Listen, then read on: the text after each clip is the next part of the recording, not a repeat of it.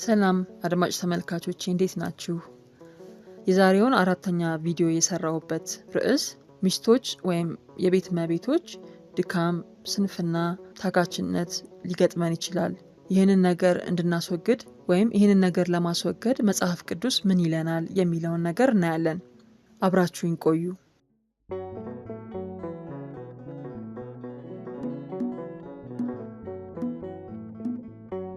መጽሐፈ ምሳሌ ምዕራፍ 6 ከቁጥር 6 እስከ 11 ላይ እንዲህ ይላል።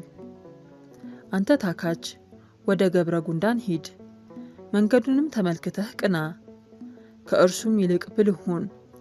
ጌታ ሳይኖረው መሰማሪያም ሳይኖረው የሚሰራውም ሳይኖረው መብሉን በበጋ ይሰበስባል፣ በመኸርም ጊዜ በሰፊ ቦታ ላይ ያስቀምጣል። ወይም ወደ ንብ ሂድ፣ ሰራተኛ እንደሆነች መልካም ስራንም እንደምትሰራ እወቅ። የደከመችበትንም ነገስታትና ሌሎች ሰዎች ለጤንነት ይወስዱታል። በሁሉም ዘንድ የተወደደች ናት፣ የከበረችም ናት። በአካሏ ደካማ ናት፣ በስራዋ ግን የጸናች ናት። ጥበብን አክብራ ሳየች። አንተ ታካች እስከ መቼ ትተኛለህ? ከእንቅልፍስ መቼ ትነሳለህ? ጥቂት ትተኛለህ፣ ጥቂትም ትቀመጣለህ፣ ጥቂት ታሸልባለህ፣ ጥቂትም እጆችህን በደረትህ ታጥፋለህ። እንግዲህ ድህነት እንደ ክፉ መልእክተኛ፣ ችግርም እንደ ደህና ሯጭ ይመጣብሃል። ሰነፍ ባትሆን ግን ባለጸግነትህ እንደ ምንጭ ይመጣልሃል፣ ችግርም እንደ ክፉ ሯጭ ካንተ ይርቃል። ይህንን የእግዚአብሔር ቃል ስናዳምጥ ያለምንም ማብራሪያ ስንፍናና ታካችነት የሚያስከትለውን ችግር ያሳየናል። አንዳንድ ጊዜ ምንም የመስራት ፍላጎት ላይኖረን ይችላል። ነገር ግን እውነቱን ለመናገር ደከመኝ ወይም ሰለቸኝ ወይም ከበደኝ ብለን እጃችንን አጣጥፈን ብንቀመጥ እንኳን ስራችንን እንዳልጨረስን እና ማድረግ ያለብን ኃላፊነት እንዳለ ውስጣችን ስለሚያውቅ ምንም የእረፍትና የደስታ ስሜት አይሰማንም። ራሳችንን ከሌሎች ሰዎች ጋር ወይም ከሌሎች የቤት እመቤቶች ወይም ባለትዳሮች ሴቶች ጋር እያወዳደርን የእርሷን ቤት እንዴት ጽዱ እንደሆነ፣ እንዴት የተስተካከለ እንደሆነ፣ ቤቷ እንዴት የተሟላ እንደሆነ እያየን እኛ ግን አንድ ነገር እንኳን ማድረግ ሊያቅተን ይችላል።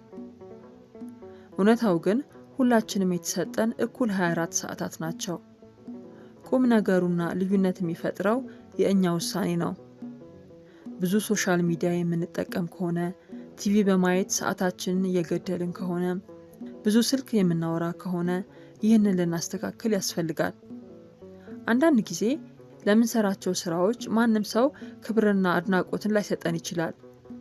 እውነቱን ለመናገር ሰው ድካማችንን ባያይ እንኳን በቀና ልብ ቤታችንን፣ የትዳር አጋራችንን፣ ልጆቻችንን ለመንከባከብ የምናልፍበትን ድካም ግን እግዚአብሔር ያያል። በስንፍና ግዴለሽ ሆነን በእኛ ስር እግዚአብሔር የሰጠንን ሰዎች ሳንንከባከብ ብናስቀይምና ቸል ብንልም ይህንን እግዚአብሔር ያያል። ከዚህ ቀደም እንዳየነው ይህ ለእኛ ለሚስቶች እግዚአብሔር የሰጠን ኃላፊነት ነው። አንዳንድ ጊዜ ቤተሰባችንን እንዴት መያዝ እንዳለብን የነገረን ሰው ላይኖር ይችላል፣ ወይም ምሳሌ ያደረግነው ሰው ልናጣ እንችላለን። ግን ያውም በዚህ ማንኛውም መረጃ በእጅ ስልካችን በምናገኝበት ጊዜ የውስጥ አለመነሳሳትና ስንፍና እንጂ ምሳሌ ማጣታችን ለታካችነታችን ምክንያት ሊሆን አይችልም።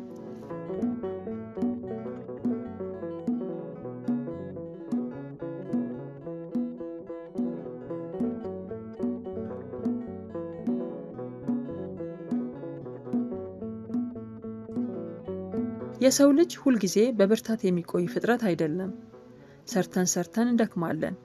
በተለይ የቤት እመቤቶች ስንሆን ሁልጊዜ ተመሳሳይ ስራ ስለምንሰራና ስራችንም ከእሁድ እስከ እሁድ አድካሚ ስለሆነ እንሰለቻለን። ታዲያ ይህን ታላቅ የሆነ የስራ ኃላፊነት በትጋትና በብርታት ለመወጣት ሁሌም እኛን ለሚጠብቁ ሰዎች አለንላችሁ ለማለት ሁሌም ደስተኛና የተረጋጋን ሆነን በቤተሰባችን ፊት ለመቆም አንደኛውና ዋነኛው መፍትሄ እግዚአብሔርን የኃይል፣ የብርታት፣ የጥበብን መንፈስ እንዲልክልን በጸሎት መጠየቅ ነው። ሁለተኛ ጢሞቴዎስ ምዕራፍ 1 ከቁጥር 7 ላይ እንዲህ ይላል፣ እግዚአብሔር የኃይልና የንጽህና የፍቅርና የጥበብ መንፈስን እንጂ የፍርሃት መንፈስን አልሰጠንምና ይላል። ስለዚህ እግዚአብሔር አምላካችንን እንደደከመን እና እንደከበደን የእርሱ እርዳታ እንደሚያስፈልገን የኃይል፣ የጥበብን፣ የብርታትን መንፈስ እንዲልክልን በጸሎት ልንጠይቀው ይገባናል።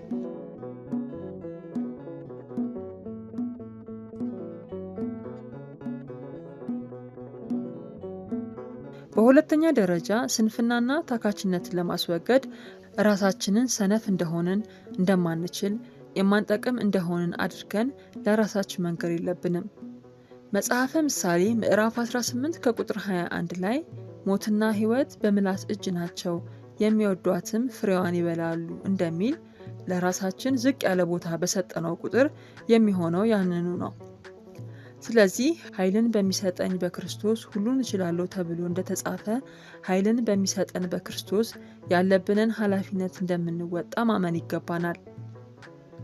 በሶስተኛ ደረጃ የቤት እመቤቶች ራሳችን ለራሳችን አለቆች እንደመሆናችን መጠን እግዚአብሔር የሰጠንን 24 ሰዓት በፕሮግራም ከፋፍለን በሚገባ ልንጠቀም ይገባናል።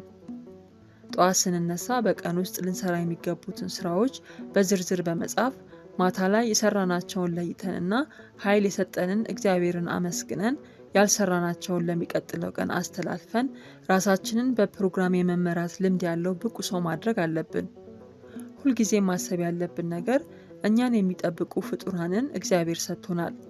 እነዚህ ፍጥረቶች ለእኛ መክሊቶቻችን ናቸው።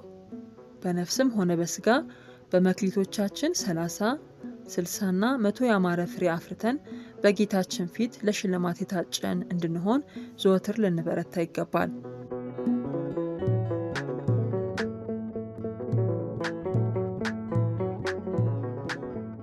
የዛሬውን ክፍል 4 ዝግጅት በዚህ ጨርሻለሁ።